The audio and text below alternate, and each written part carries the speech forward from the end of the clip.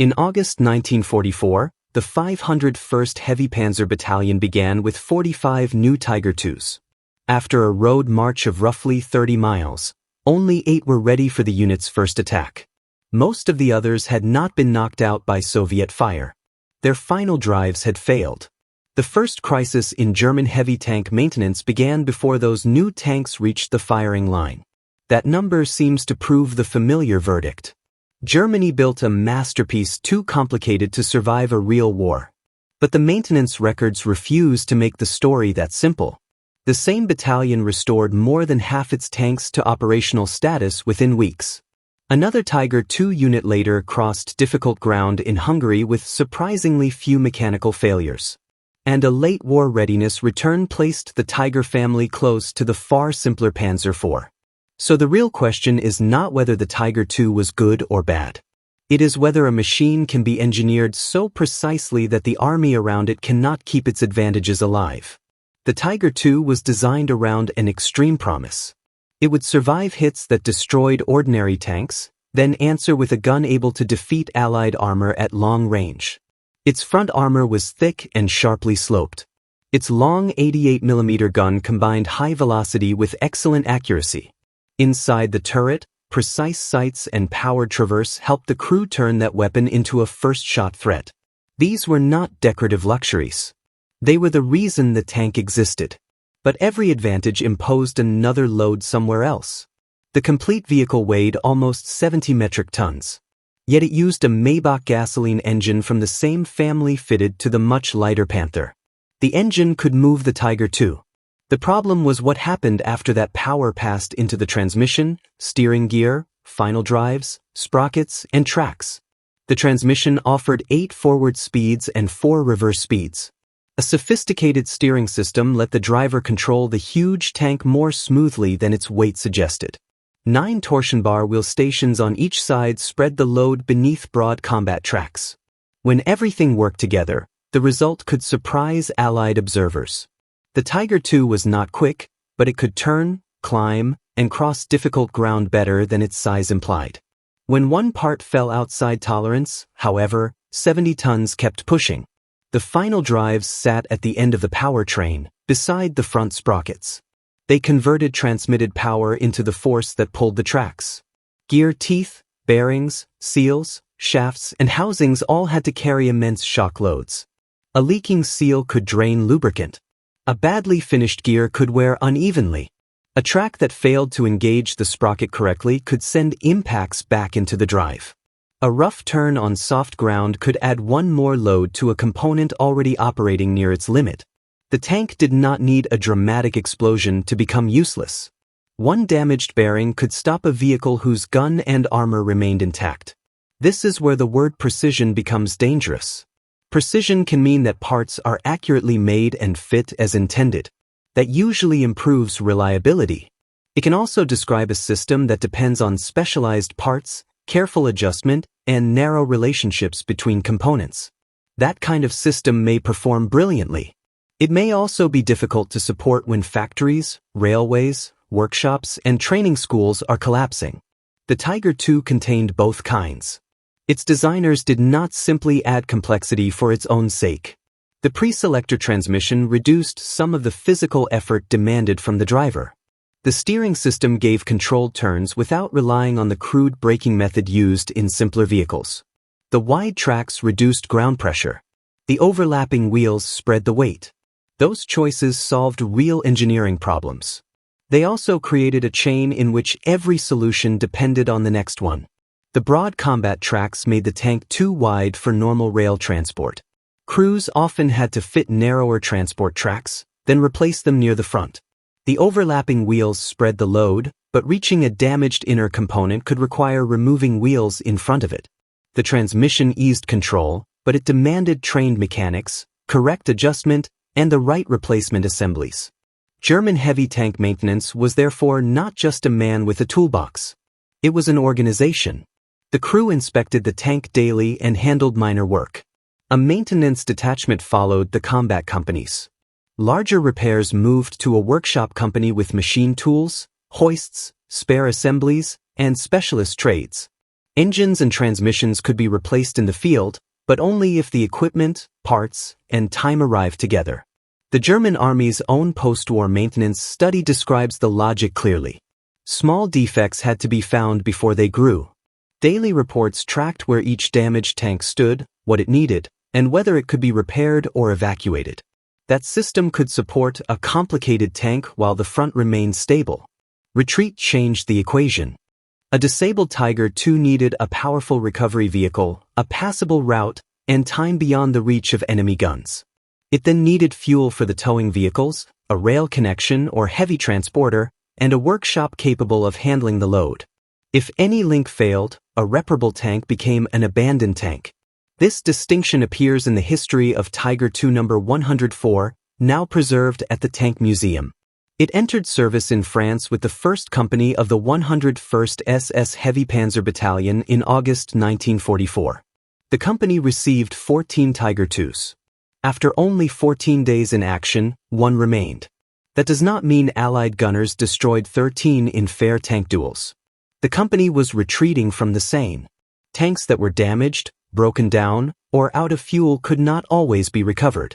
No. 104 was abandoned near Beauvais. It was later found with projectile damage, but the wartime records do not establish who fired the shots or whether they caused the abandonment.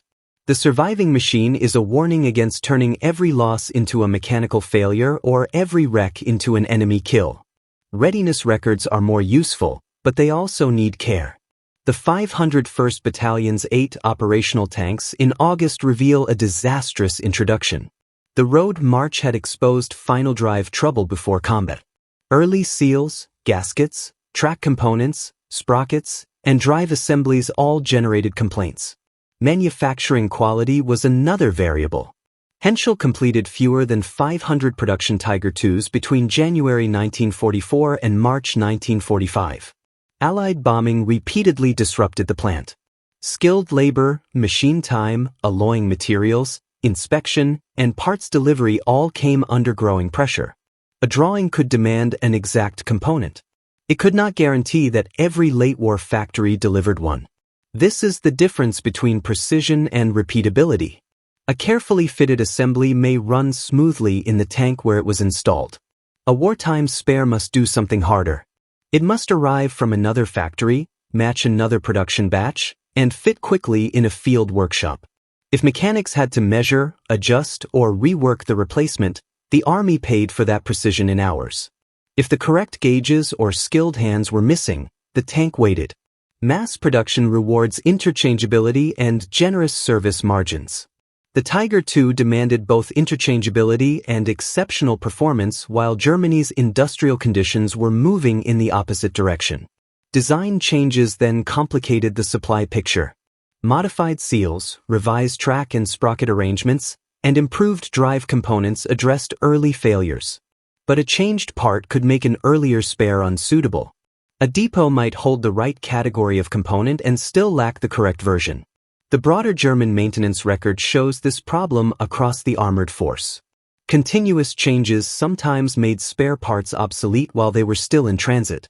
Production planners also favored complete new tanks when field units desperately needed replacement assemblies. The result was a strange kind of shortage. Germany could deliver another 70-ton tank, yet fail to deliver the smaller component that returned a damaged one to service. Crew training formed a separate problem. The Tiger II did not respond well to careless driving. The driver had to respect engine speed, gear choice, track tension, turning radius, and terrain. Tight turns under heavy load punished the steering gear and final drives. An inexperienced driver could turn a manageable weakness into a breakdown.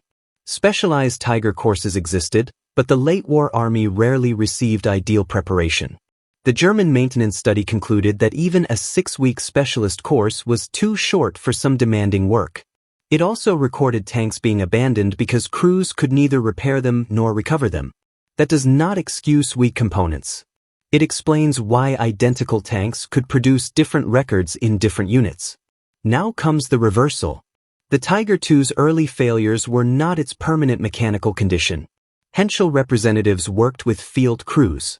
Seals and gaskets improved. Track and sprocket arrangements changed. Drivers learned which maneuvers caused damage.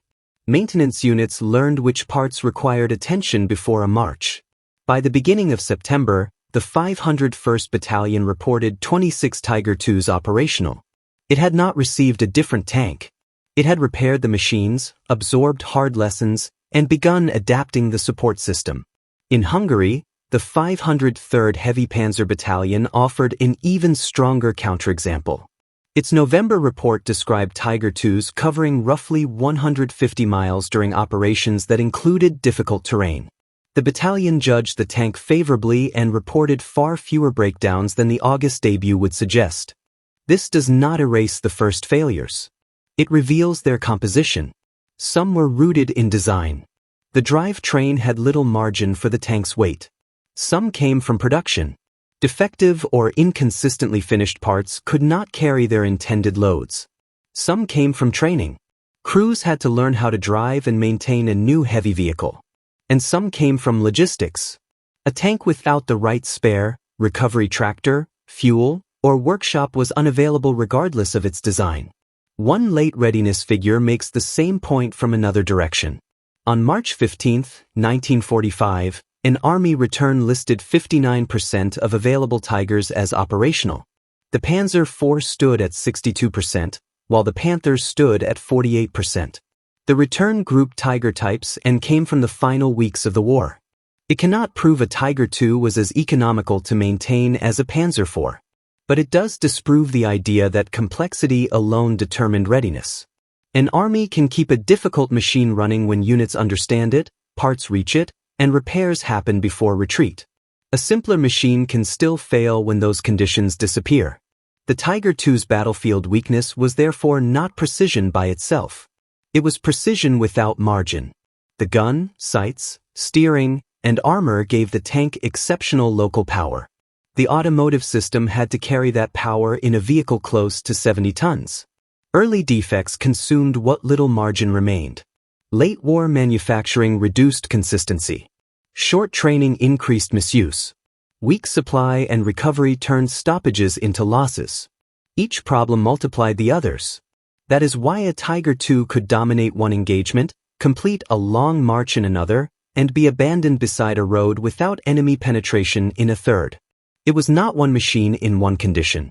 It was the visible end of a moving industrial system. The tank's surviving armor encourages us to study the object. Its readiness reports force us to study everything behind it. So, can a machine be engineered too precisely for the war it must fight? Yes, if precision means performance that depends on support the war can no longer provide. But that verdict should not become another myth. The Tiger II was not defeated by fine workmanship. Fine workmanship was increasingly difficult to guarantee. It was not defeated by complexity alone. Some units learned to manage that complexity. And it was not defeated by fuel, training, or recovery alone. Those pressures exposed weaknesses already built into a machine with little mechanical reserve. The deeper failure was the mismatch between the tank and its environment. Germany created a weapon whose best qualities appeared at the point of contact. Its worst liabilities appeared miles behind the front, in factories, rail yards, training grounds, spare parts depots, and recovery workshops.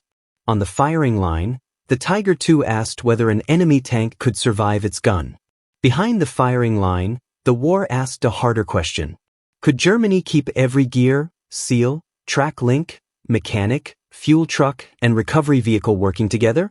By 1945, the answer was increasingly no. If you want more military machines examined through the records behind the legend, subscribe to Arsenal Archives.